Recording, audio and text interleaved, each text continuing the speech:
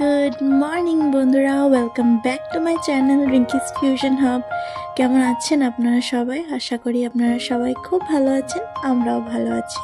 তো আজকে হলো এটা থার্সডের ভিডিও, আমি যেটা আপনাদের সাথে শেয়ার করছি। থার্সডে, এখন বাজে সকাল 6:30। তো দেখুন আজকে ওয়েদারটা এত গ্লুমি, আর সকাল থেকে বৃষ্টি অনবরত হয়ে যাচ্ছে। এখন যখন আমি ভিডিওটা করছি এখন বৃষ্টিটা একটু কম আছে, কিন্তু বৃষ্টি হয়ে যাচ্ছে।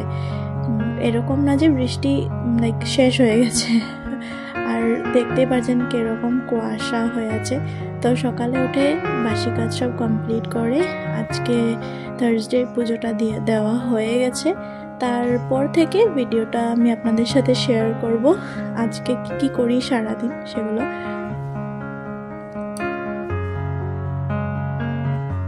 তো এখানে সকালের কাজগুলো কমপ্লিট করে চলে এসেছি। সকালে কাপড়গুলো যেগুলো কাচা হয়েছিল সেগুলো মেলতে, তো ধোয়া তো হয়ে গেছে, মেলতে এসেছি।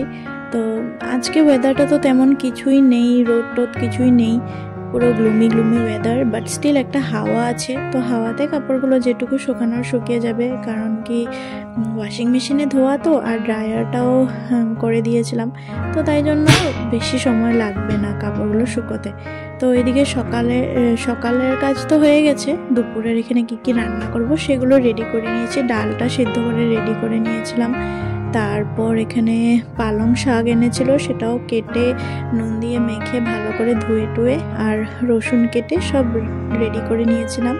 আর এইদিকে বাঁধাকপিও কেটে মেখে টেখে সব ধুয়ে টুয়ে রেডি করে এদিকে আলু আর মটর সিদ্ধ দিয়ে নিয়েছিলাম বাঁধাকপিতে দেওয়ার জন্য। আর এদিকে টমেটো আর পেঁয়াজ দিয়ে আজকে একটা ডিমের চাটনি করব, তো সেটার জন্য সব রেডি হয়ে গেছে। এখন চলুন পটাপট করে রান্নাটা করে নিই। আজকে ভাবলাম একটু বেশি আইটেম খেতে মন করছে, তো তাই জন্য বানিয়ে নিচ্ছি আর একটু বেশি করে কিছু। তো সবজিও গতকালকেও কিনে এনেছিল কিছু। তো সবজি বা শাক, এগুলো সবজি তো থেকে যাবে, কিন্তু শাকটা যদি আমি রেখে দিই বেশি দিন তো নষ্ট হয়ে যাবে। তো তাই জন্য আজকে আইটেমটা একটু বেশি হয়ে গেছে। আর ফ্রাইডে স্যাটারডে তো আমাদের লাইক নিরামিষ থাকে, তো তাই জন্য আজকে ডিমটাও বানাচ্ছিলাম। না হলে যদি ফ্রাইডে আর স্যাটারডে আমাদের নিরামিষ না হতো তাহলে আজকে ডিম টমেটোটা না বানালেও হতো। তো প্রথমেই এখানে আমি শাকটা বানিয়ে নিয়েছি রসুন সম্বাস দিয়ে। আমার রসুন সম্বার দিয়ে শাক খেতে খুব ভালো লাগে। তো এইভাবে শাকটা বানাতে আমি এদিকে কি করেছি, দুটো এলাচ নিয়ে কড়াইটা যেখানে বসিয়ে রেখেছিলাম তার সাইডে ওই জায়গাটাতে আমি দুটো এলাচকে গরম হতে দিয়ে দিয়েছি। তো যখন আমি বাঁধাকপিটা বানাবো তখন ওই এলাচটাকে গুঁড়ো করে বাঁধাকপিতে লাস্টে দিয়ে দেব গরম মশলার জায়গায়। এইটা দিলেই খুব ভালো উঠে সেন্টটা। তো প্রথমত শাকটা কমপ্লিট হয়ে গেল, পালং শাকটা। এখন ফটাফট করে বাঁধাকপিটা বানিয়ে নিই, চলুন। শাকটা তো কমপ্লিট হয়ে গেছে, এখন চলুন বানিয়ে নিই আমি বাঁধাকপির জন্য প্রথমে মেথি সম্বাস দিয়ে আর আলু আর মটরশুঁটি যেগুলো সিদ্ধ করে রেখেছিলাম সেগুলো একটু নুন হলুদ দিয়ে ভালো করে ভাজা করে নিচ্ছি। তো এটা একটু ভালো করে ভাজা হয়ে গেলে এখানে একটু জিরে গুঁড়ো, একটু ধনে গুঁড়ো, আর একটু যদি কেউ মরিচের গুঁড়ো দিতে ভালোবাসে তাহলে দেবে, নাহলে দেবে না, আমি তো দেই না। আর নুন একটু দিয়ে নিয়েছিলাম, লাইক যে যতটুকু খায় ওই হিসাবে একটু নুন দিয়ে নিয়েছি। তো তারপরে এখানে মশলা টশলা দেওয়া হয়ে যাওয়ার পরে আমি বাঁধাকপিটাও এখানে দিয়ে দেব। তারপরে আস্তে আস্তে করে ঢেকে একটু ভালো করে সিদ্ধ করে রেঁধে নেব। আর লাস্টে একদম যখন রান্না কমপ্লিট, লাইক যখন সিদ্ধ হয়ে যাবে বাঁধাকপিটা ভালো করে, তখন একটু ফ্রাই টাইপ করে নামিয়ে নেব। কেউ একটু সেদ্ধ টাইপটা খেতে ভালোবাসে, আমি আবার একটু ফ্রাই মতোটা খেতে ভালোবাসি, তো তাই জন্য আমি একটু লাস্টে ফ্রাই টাইপের করে নিই।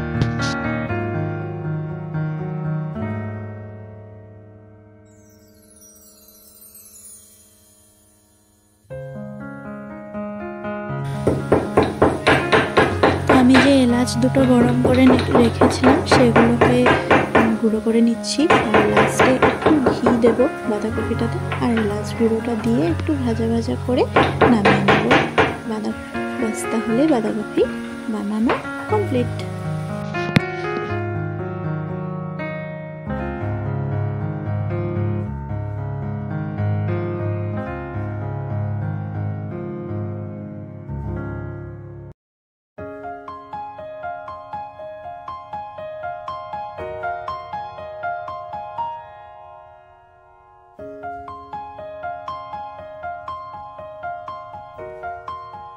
আর এদিকে বাঁধাকপিটা বানানো হয়ে যাওয়ার পরে আমি পটাপট করে ডালটাকেও সোমবার দিয়ে নিয়েছিলাম। ডালটা অ্যাকচুয়ালি কালকে বানিয়েছিলাম পেঁয়াজ রসুন সোমবার দিয়ে, তো সেটা একটু কখনো কখনো ডিফারেন্ট মতো ডাল খেতে খুব ভালো লাগে। আর ডালটা নামানোর পরে এদিকে বানিয়ে নিয়েছি ডিম তরকাটা। তো সব কিছু আজকের এটাই রেসিপি ছিল, সব কমপ্লিট হয়ে গেছে বানানো।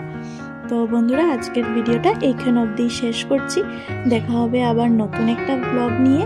আপনাদের যদি ভিডিওটা ভালো লেগে থাকে তাহলে লাইক শেয়ার অ্যান্ড যারা নতুন আমার চ্যানেলে তারা সাবস্ক্রাইব করবেন। আর হ্যাঁ, সবাই একটা কমেন্ট করেও বলবেন যে আজকের আমার রেসিপিগুলো আপনাদের কেমন লাগলো। আর it was just a day blog, and কেমন লাগলো আপনাদের সেটা আমাদের সাথে শেয়ার করবেন। টাটা, সবাই ভালো থাকবেন, সুস্থ থাকবেন।